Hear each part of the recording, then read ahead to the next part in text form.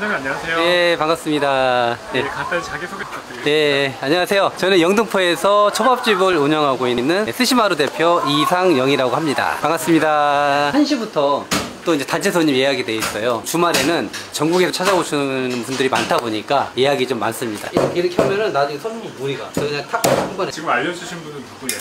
저의 13번째 제자입니다. 한 2년 전부터 시작을 해서 지금까지 13명까지 수제자를 하고 있습니다. 칼질이 너무 어색해서 방법 알려준 거. 한국에 살다가 이민 간 지 한 4년 정도 됐고, 저희 가게에서 일한 지는 이제 한 달 정도 기술 전수 받아서 캐나다가 일을 하기 위해 저 먼 곳에서 왔습니다. 여기 사장님은 어떻게 알고 오신 거예요? 일식을 배우기 위해서 원래 취업을 했어요. 기술을 배우는데 시간이 좀 많이 걸리고 계획했던 바하고 안 맞을 것 같아서 유튜브를 우연찮게 검색을 하다가 알게 돼가지고 찾아오게 됐습니다. 그 캐나다에 사시다가 배우러 한국에 들어오신 거예요? 네, 그죠. 처음에는 주 2회를 하다가 부족할 것 같아서 그 식당을 그만두고 매일 나오면서 배우고 있습니다. 한국에서 배우는 게 더 좋은 기술을 배울 수 있을 것 같아서 이제 한국에 오게 됐습니다. 지금 어떤 작업 하시는 건가요? 연어를 해체하는 작업. 저희는 이렇게 직접 잡아서 쓰고 있습니다. 잡아서 장사하는 데 쓰고 있습니다. 사장님한테 배우면 바로 칼을 잡으시는 거예요? 물론 일이라는 게 밑에 단계부터 1년이고 2년이고 배우고 하는 건 원래 맞아요. 그게 맞는 거고 한데, 그런 시간을 너무 많이 투자를 하면은 배우려고 하는 분들이 너무 지루해질 수가 있어요. 저희 가게는 오면은 되도록 밑바닥 생활을 짧게 하면서 바로 칼도 잡고 생선도 잡고 여러 가지 일들을 하면서 빨리 일에 익숙할 수 있게끔 제가 도움을 드리고 있는 거죠. 지금 이제 연어를 잡은 지 한 달도 안 됐어요. 속성으로 알려주고 있거든요. 이제 한 3주 됐는데 잡은 지는 얼마 안 됐어요. 근데도 이렇게 벌써 잡고 있어요. 이제 완벽하게 잘 잡지는 않지만 어느 정도는 잡아요. 근데 원래 사장님이랑 상무 두 분이서만 일을 하시는 거예요? 예, 원래는 둘이 했었어요. 처음에 브레이크 타임도 없었고 한 달에 쉬는 적도 한 번도 없었어요. 네, 그렇게 한 20년 정도 했는데 최근에 이제 한 달에 한 번 정도, 2번 정도 쉬려고 하고 있고, 그걸 한 지가 한 2달 정도밖에 안 됐고, 점심시간 브레이크 타임 한 것도 두 달 정도밖에 안 됐어요. 사장님 장사하신 지는 얼마나 되신 거예요? 이제 저는 요리를 시작한 거는 89년도부터 시작을 했고 93년도에 조리사 자격증을 취득을 했고요. 남 밑에서 한 10년 넘게 일을 했어요. 정말 모진 시련들을 겪으면서 일을 나머지 한 10년, 12년 정도 하고 제 자영업을 한 지는 이제 올해가 21년째. 디자인을 한 7년 했어요. 7년 하다가 너무 하얀 길인 것 같더라고요. 미래가 안 보이는 거예요. 그때 그만두고 제가 시작을 한 게 첫 장사가 중국집이었어요. 집에 있는 거 다 빼가지고 시작을 했는데 6개월 만에 다 말아먹었죠. 쫄딱 망하고 그 기간 동안에 가장 힘들었을 때였어요. 예, 집사람 친구한테도 좀 돈을 빌리고 나는 지인한테 돈을 빌렸어요. 또다시 중국집을 한 거예요. 거기서 저희가 한 1년 만에 빌린 돈 다 갚고 어느 정도 벌어서 그 뒤로는 이제 참치집을 시작을 하고 참치집 하다가 스시집을 하게 된 거죠. 잘 되던 중국집을 바꾸시게 된 이유가 있으신가요? 그때 제가 일을 하면서 장사는 물론 잘 됐고 돈도 잘 벌었는데 직접 배달하다 보니까 한 2번 정도 죽을 기회를 넘겼어요. 교통사고 날 뻔해도 했고, 겨울에 배달하다가 얼음 위에서 브레이크 잘못 잡아가지고 오토바이 벽에 부딪혀가지고 어깨가 나간 적도 있고, 이런 것들이 계속 사고가 나니까 이러다 보면 내가 위험하겠다는 생각이 들더라고요. 그래서 한 5년 하면서 마지막 1년 정도 남겨놓고 계속 초밥이나 이 참치를 배우러 다닌 거예요. 기술을. 가게 자리를 여기로 선택하신? 일단 저기가 유동인구가 없어요. 완전히 뒷골목이에요, 여기가요. 월세를 저렴하게 하려고 하는 이유도 있었고, 영등포에서 오래 했고 월세 적게 주고 해도 승부를 할 수 있겠다, 그런 좀 생각이 들어서 이쪽 뒷골목으로 오게 됐는데 나름 처음에는 힘들었어요. 왜냐면 아무 매지니까 사람들이 많이 오지 않았는데 지금은 사람들이 많이 와요. 많이 알려지고. 사장님 처음 가게 차리셨을 때는 마케팅 홍보는 어떻게 하신 거예요? 솔직히 그때 마케팅 홍보를 특별하게 어떻게 해야겠다 이런 생각은 안 했고, 저희가 처음 이제 배달을 시작을 안 했었는데 어떻게 보면 배달이 많이 도움이 됐던 것 같아요. 배달로 이제 손님들한테 갖다 주면서 손님들이 이제 거기서 음식을 드셔보면서 초밥을 드시면서 나중에 홀로 찾아오시더라고요. 저한테는 또 그게 이제 마케팅이 됐었던 거였고, 제가 또 개인적으로 또 인스타그램이나 유튜브 채널을 운영하고 있어요. 그 채널을 통해서도 이제 제가 뭐 음식하는 거나 우리 저희 일상생활들 찍어서 올리니까 나름대로 그 마케팅이 또 되더라고요. 그래서 이제 그걸 보고 손님들이 많이 오시죠. 저는 추천해드리고 장사하시는 분들은 뭔가 내가 장사를 하고 있다는 걸 어떤 방법으로인지 알려야 돼요. 절대 알리지 않으면 내 음식이 아무리 맛있어도요, 손님을 찾아오지 않아요. 내가 음식이 맛있다는 걸 알아야 내가 판단하는 게 아니고 손님이 판단하는 거거든요. 손님이 먹고 맛있다고 판단하고 자꾸 자기 인스타나 뭐 손님들이 홍보를 하면요, 그 손님이 손님을 몰고 와요. 그리고 가게 중요한 거는 항상 무조건 제방. 엄청 되죠. 이 초밥에 관심 있는 분들, 배우려고 하는 분들이, 제가 뭐 솔직히 구독자가 뭐 많거나 뭐 조회수가 많이 나오는 건 아니에요. 근데 이제 제 채널 특성상 아무래도 관심 있는 분들이 많이 보시고, 나도 나중에 여기서 배워서 창업을 해야겠다, 아니면 뭐 취직을 해야겠다, 이런 분들이 구독을 하고 제 영상을 봐주시더라고요. 솔직히 막 재밌고 이러진 않아요. 근데 제자들이 이제 이런 모습들을 찍어서 올리니까 나름대로 반응이 있었더라고요. 그러니까 저는 장사하시는 분들은 유튜브를 뭐 하는 게 솔직히 쉽진 않아요. 내가 장사하면서 그걸 맨날 편집하고 편집 기술이 없으면 남한테 맡겨야 되면 그 비용도 만만치 않고 솔직히 배운 거거든요. 저도 처음에 편집 못했어요. 근데 처음에 맡겼는데 돈이 너무 많이 들어가는 거예요. 그래서 안 되겠다 싶어가지고 편집을 배웠습니다. 자영업하시는 분들이나 이런 분들은 강력하게 추천을 해요. 그렇게 해서 알리고 어느 정도 알리면요, 나를 좋아해주는 고객들이 생깁니다. 고객층이 유튜브를 통해서도. 그러면 내가 몇백만 원씩 돈을 주면서 광고를 하는 것보다는 내가 내 유튜브에다가 아니면 인스타나 SNS에 홍보를 하는 게 훨씬 효과가 좋습니다. 저희한테 배웠을 때 스웨덴에서 오픈한 친구인데 이 친구는 이제 인스타를 하는데 아주 열심히 잘하고 있습니다. 제가 봐도 재밌게 잘 찍어요. 홍보를 많이 하다 보니까 하루 매출 뭐 제가 알기로는 500만 원까지도 벌고, 저희 제자 중에 캐나다에 온 제자처럼 장사 지금 엄청나게 잘 됩니다. 저보다 더 잘 됩니다. 오늘 오셨는데 또 허밥을 하나 또 싸드려야죠. 저희 가득하네요. 예, 저희 스시마루의 문구가 한 점을 먹어도 입안 가득한 초밥. 제가 문구를 만들었어요. 근데 처음에 장사하기 전에 이제 다른 데 전데 먹으러 다녀봤을 거 아니에요. 근데 가는 데마다 너무 얇고 배도 안 부르고 막 그러더라고, 초밥들이. 저는 좀 반대로 해야겠다 해서 두툼하고 이렇게 크고 입안 꽉 차가 이 맛을 손님들이 못 잊는 거예요.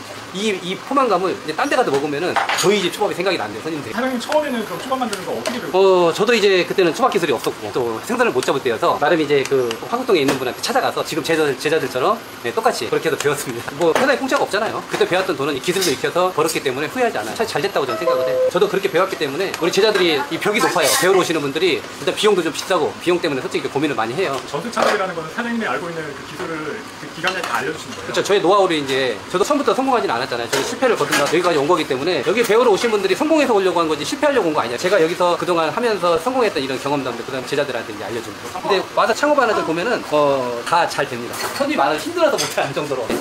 제작에 또 문의하는 사람도 많을 것 같은데 그 중에서 어떤 사람을 꼽으시는 거예요?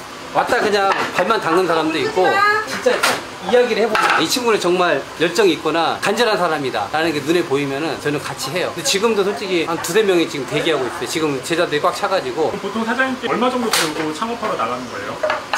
지금 가장 오래된 친구가 1년 배웠고요. 그리고 지금 현재 있는 분들 1년 계약으로 일을 배우고 있고요. 지금 한 5개월 됐고, 보통 빠른 분들은 3개월, 6개월 배워서 나가신 분도 있고, 본인들이 어떻게 배우냐에 따라 틀려요. 그 일하면서 본인이 직원이 아니라 곧 창업할 사장이라는 사실 잊지 말아야겠네요. 그럼요. 제 유튜브 채널에 제자들 노동 착취하니 뭐 이런 얘기를 가끔 쓰는 분들이 있는데 그럴 때마다 처음에는 좀 마음에 상처를 입더라고요. 근데 우리 제자들이 여기 오면 항상 만족하고 그렇게 하는데 잘 모르시는 분들이 그렇게 댓글을 달고 저 사람들은 일만 시키니 뭐 막 이런 말들을 써놓더라고요. 그때마다 좀 마음이 아프긴 하는데, 그래서 뭐 저는 그거를 제가 버텼기 때문에 지금까지 이렇게 많은 제자들이 와서 배우고 나가고 장사에서 성공할 수 있겠고 하니까 그게 어떻게 보면 저한테 또 행복이죠. 제일 어렸던 분이랑 최고령 제자 몇 살 정도? 제대하자마자 바로 왔던 20살 제자였고요. 그 다음에 가장 고령이신 분은 비록 오래 안 있었지만은 일본에서 오신 분이에요. 60이 넘으신 분인데 오셨다가 이제 너무 힘들어서 본인이 못하실 것 같다 그래서 이제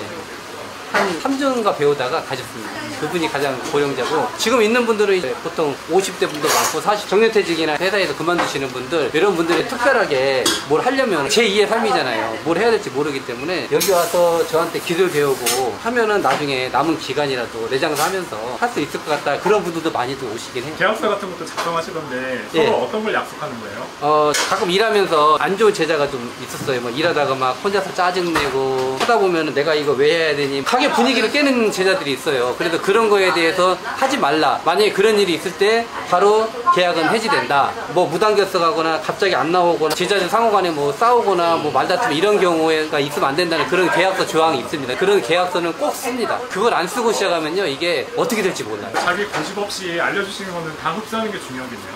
그럼요. 가르쳐 보시니까 잘 배우고 빠르게 익히는 사람들의 특징이 있나요? 확실히 있어요. 진짜 잘하는 애들은요, 열심히 하는 애들은 일단은 핑계가 없어요. 핑계가 있는 사람은 안 돼요. 뭐 한다고 빠지고, 제가 가장 싫어하는 게 그거거든요. 지각하고 늦게 오고 집안 행사 있다 빠지고 뭐 한다고, 저는 이런 거 되게 싫어해요. 아니 하려면 하고 말려면 말아야지. 하다 보면 일이 있을 수도 있어요. 하지만 나는 그래요. 뭐가 먼저인지를 생각을 하는 거예요. 뭐가 우선이고 내 인생에서 뭐가 더 중요한 건가, 그걸 먼저 생각을 해서 그거를 실행에 옮기는 게 저는 또 중요하다고 생각을 해요.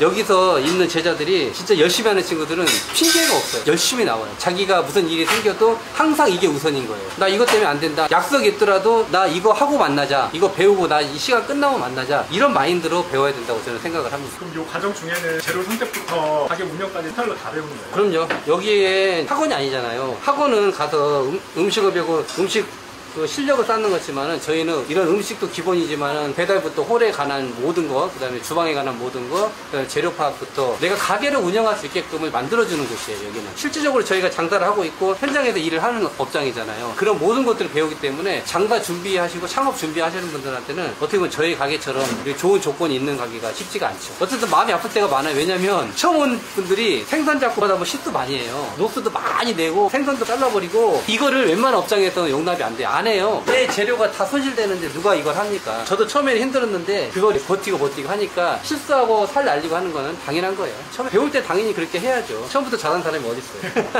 저도 많이 날려먹어요. 많이 날렸지? 내가 이거 했는데 잘못하면 상선을 날렸어. 근데 이걸 미안해하면 안 돼. 저는 미안해하지 않게 해요. 그걸 미안하게 생각하면 절대 늘 수가 없어요. 저는 실수를 해도 그냥 가만 놔둬요. 살이 날라가도. 그런 경험을 하지 않으면은 절대 안 늡니다.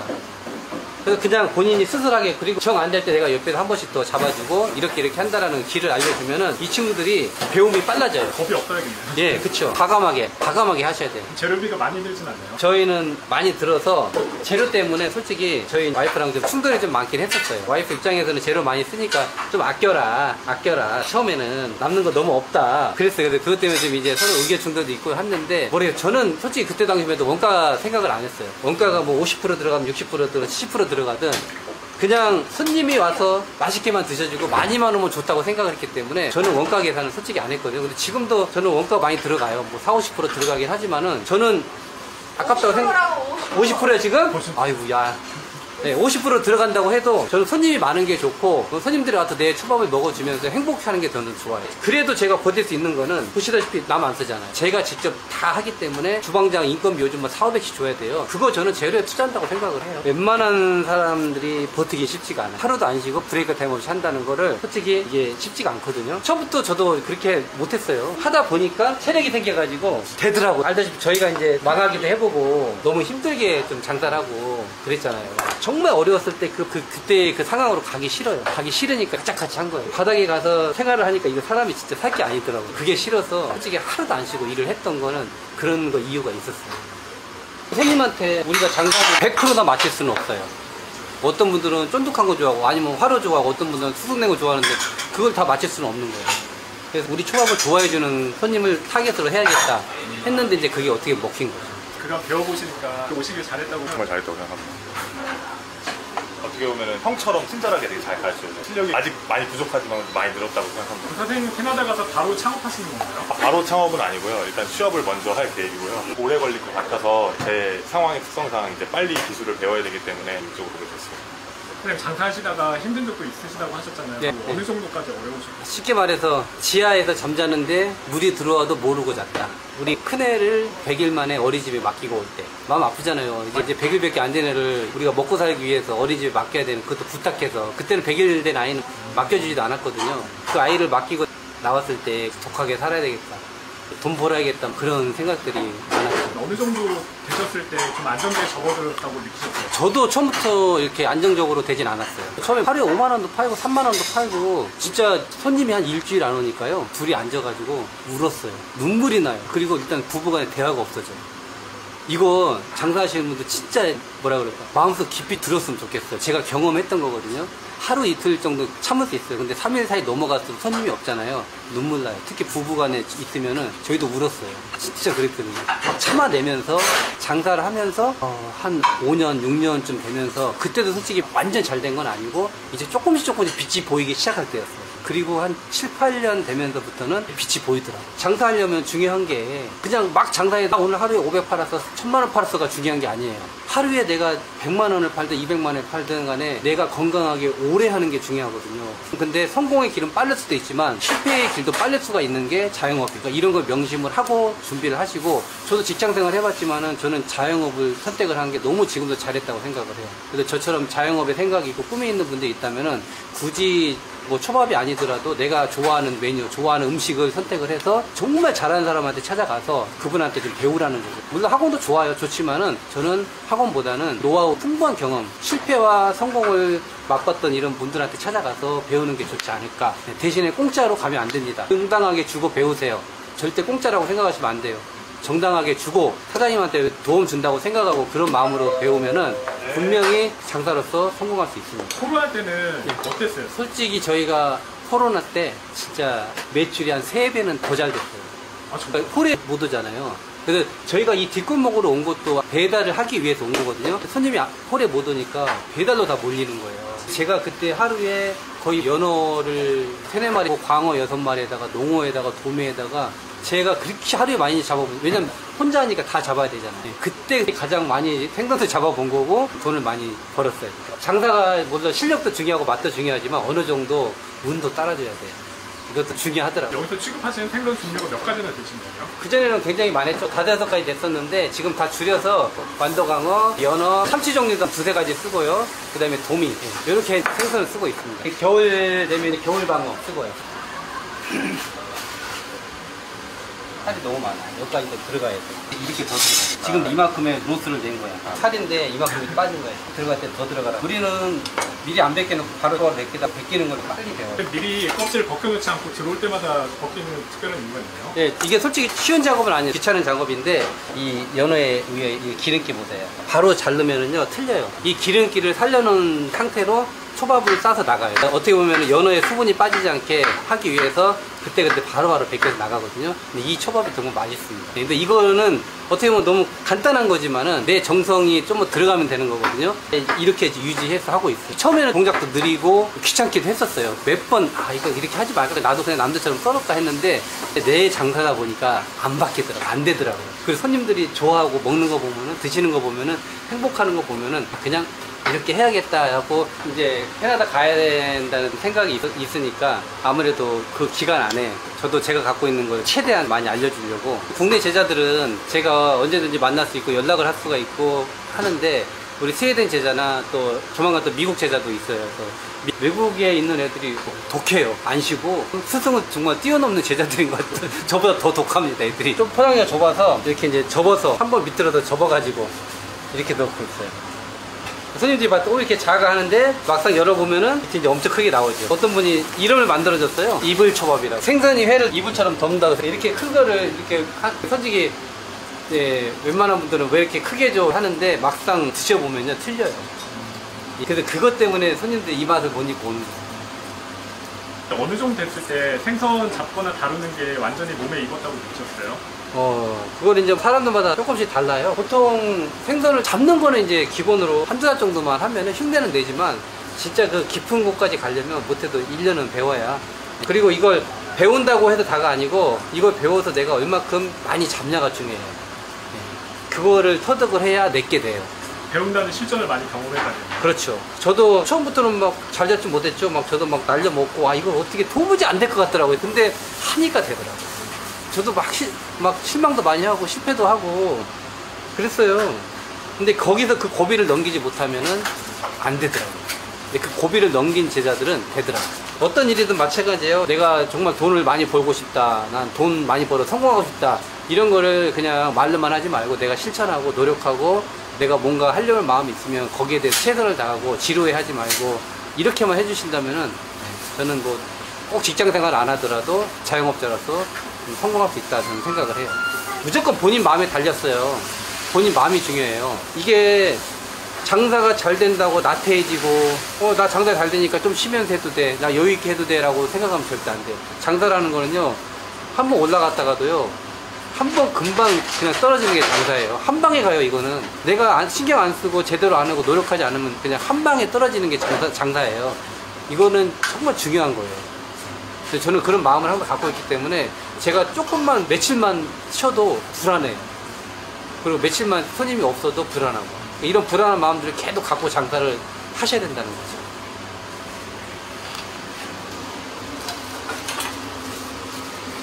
자영업자 솔직히 안 힘든 사람 없을 거예요. 굉장히 힘든 분도 많을 텐데 저는 좀 그분들에게 꼭 정말 해주고 싶은 말이 있다면은 지금 여기에서 조금 힘들다고 포기해버리면 안 돼요. 물론 지금 뭐 내가 많이 벌던 거 지금 얼마밖에 못 벌어. 그러다 매달 막 얼마씩 까져. 물론 되게 힘들죠. 근데 그런 것도 저는 어떻게 보면 인생의 하나의 과정이고 장사의 과정이라고 생각을 하거든요. 이제 그런 것만 버텨내실 수 있다면은 이 어려운 경기 속에서도 저는 충분히 내가 살 수 있는 그런 길이 있다고 생각합니다. 어느 정도 어려움 없이 지금 장사를 하는 거에 대해서 너무 감사하게 생각하고, 한편으로도 그렇게 생각해요. 아, 내가 그래도 몇십 년 동안 노력하고 고생하고 눈물 흘리면서 버텨왔던 이 시간들에 대한 보상을 받는 게 아닐까라는 좀 생각도 개인적으로 하거든요. 그러니까 분명히 그런 날이 온다고 생각을 하고 절대 끝놓지 말고 본인이 어떤 장사를 하든가 최선을 다해서 했으면 좋을 것 같습니다.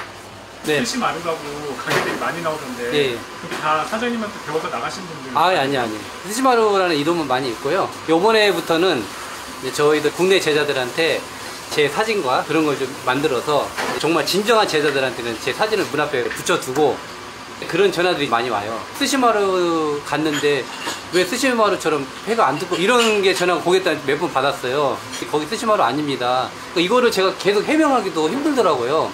근데 이제 이번에 들어온 제자부터 그리고 국내에 창업한 제자들한테는 제 얼굴이 들어간 마크랑 제가 한국인의 밥상에 출연했던 그런 것들을 이제 입구에 붙여놓고 이게 있는 분들이 스시마루 제자다라는 거를 손님들한테 알리기 위해서 그렇게 제가 붙여줄 겁니다. 그래야 이제 고객들이 확실히 알더라고요. 사장님 뒤에 보이는 사인들은 뭐예요? 매장에 왔던 연예인들 분입니다. 많이도 오셨습니다. 요식업 창업하시려고 하시는 분, 네. 그분들에게 당부하시고 싶은 말씀 있으세요? 뭐 아까도 제가 일하면서 창업 준비하시는 분들은 다른 거 없는 것 같아요. 내가 장사를 하겠다고 마음을 먹고 결심을 했으면은 그 마음이 변치 않는 게 중요하고, 그리고 이걸 하기 위해서 나의 모든 걸 버려야 된다는 거죠. 열정을 가지고 이 창업을 준비를 하셔야 되고, 창업했다고 해서 다 돈 버는 건 아니에요. 실패한 사람도 있고 성공한 사람도 있는데 그거는 자신의 몫입니다. 자기가 어떻게 하냐에 따라 다르기 때문에 창업을 생각하고 나는 정말 창업으로서 성공하고 돈을 벌고 싶다 하시면은 내 마음이 가장 중요하다는 거. 그 마음이 있어야 앞으로 내가 맛을 낼 수도 있고 손님들한테 어떻게 할 수도 있고 장사를 할 수 있는 모든 그런 노하우와 경험이 생깁니다. 그러니까 장사 준비하시는 분들 이렇게만 명심하시고 들어주시면은 분명히 장사로서 또 창업을 하시면 성공할 수 있다고 생각합니다. 그 사장님께 배워서 지금 네. 창업하신 제자분들 있잖아요. 네네. 그분들께 한 말씀 부탁드릴게요.